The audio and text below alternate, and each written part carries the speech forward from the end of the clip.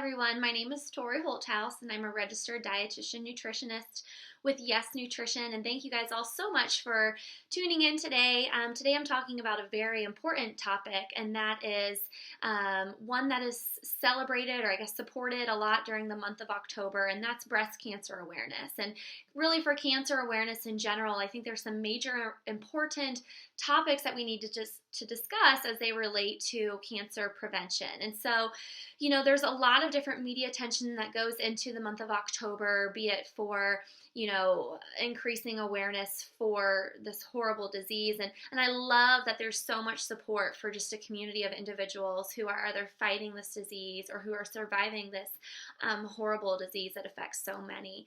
And so recently I read an article about a large pizza chain, and this pizza chain, you may know, it's called Hungry Howie's Pizza, and for the month of October, what they're doing is they're putting their pizzas into pink boxes.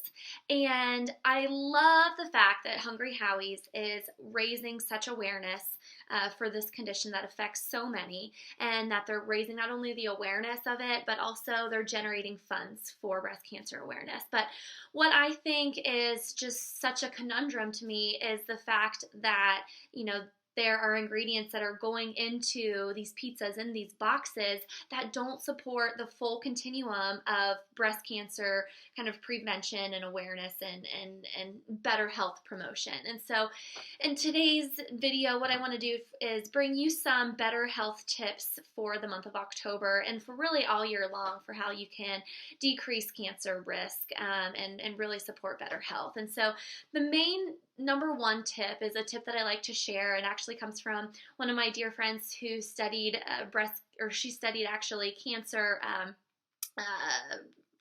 prevention and survivorship at Ohio State. And what she found through her literature reviews and studies was that up to 1/3 of all cancers could be prevented by the adoption of a more plant-based diet. So again, that's 1/3 of all cancers could be prevented totally by the adoption of a plant-based diet. And that's just fascinating to me because the things, like beans and lentils and grains like quinoa, which offer some protein in there, the more we can focus on those plant-based proteins versus maybe an animal source, I think the better we are at preventing all cancers from happening. So focus on those plants, and especially focus on things like fruits and vegetables. And I know we hear it so many times for so many different conditions. We talk about the benefits of fruits and vegetables, but really there are some key phytonutrients in a wide variety in all fruits and vegetables mostly that can help prevent the adoption of cancer. And so 3 foods in particular that I really like, and really what's important is to focus on all of the colors of the rainbow whenever you think about your fruits and vegetables. So to make sure you get in reds and oranges and yellows and greens and blues and purples and whites and blacks. So 3 in particular that I want to talk about today are tomatoes. Tomatoes are full of a healthy part called lycopene. Lycopene is actually it's better absorbed when lycopene is cooked, and so if you think of things like stewed tomatoes or cooked tomatoes, you can really boost the lycopene absorption rate for you, which can help prevent cancers. Another green vegetable is broccoli, or you may like kale, or you may like Brussels sprouts. So those foods are going to be high in something called glucosinolates, which may play a role which do play a role actually in cellular detoxification, and so may help with cancer prevention that way. And then if we think of another color, we may want to think of black raspberries, which have also been widely studied at Ohio State for having a special compound in there called ellagic acid.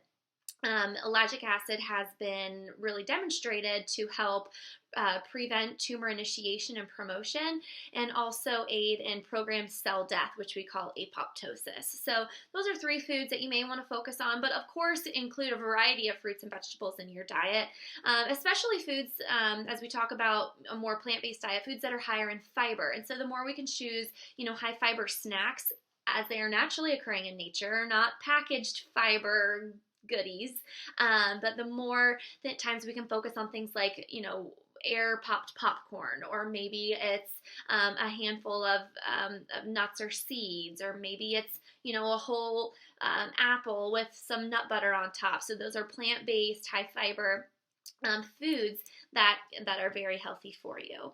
2 other tips are to limit your exposure to alcohol and to get enough exercise each day. They say that actually sitting is the new smoking. And so it's really important just to get out there and move. And you don't have to go run a half marathon or a full marathon. You don't even have to run 3 miles. Just get 150 minutes a week of moderate to vigorous physical activity as part of your healthy week there. So really focus on plant-based, focus on fruits and vegetables and high fiber foods.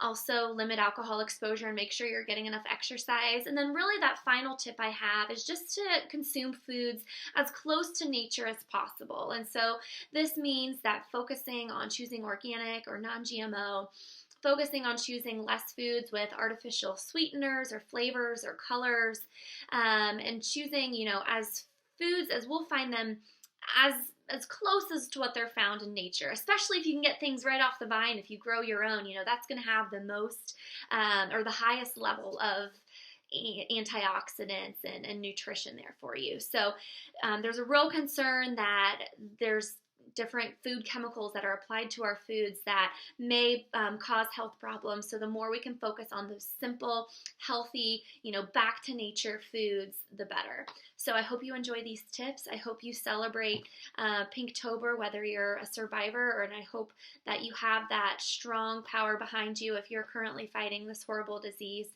And I hope that with these nutrition tips, you're able to do so with confidence.